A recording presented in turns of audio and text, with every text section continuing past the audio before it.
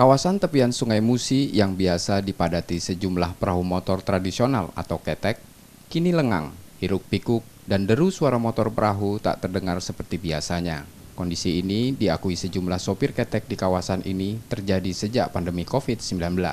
Aktivitas di Sungai Musi mulai turun, ditambah lagi penerapan PSBB di Kota Palembang membuat mereka kehilangan pendapatannya. Biasanya sebelum pandemi, per hari mereka dapat mengangkut 10 hingga 15 penumpang, tujuan seberang Ulu hingga Pulau Kemaro. Tapi kini nyaris tak ada penumpang. Wah, dah jauh dari bandingan yang bebas. Ya, kalau lagi yang bebas masih ada pendapatan. Kalau droping ini, udah 3 bulan yang lewat ini, waduh, susah benar. Kalau sehari, itu kotor-kotor lah itu. Kalau sehari itu, kalau yang sepinya, sekitar 60 lah, 60.000 lagi sepi. Sekarang lah ada usaha 60, 5.000 lagi sarung.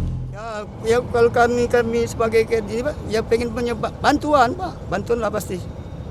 Ya mana masa uang boleh 5.000 satu hari, mana mau pacak mau makan ke rumah.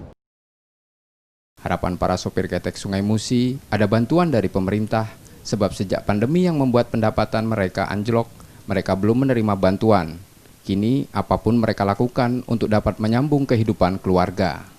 Nur Muhammad, Kompas TV, Palembang, Sumatera Selatan.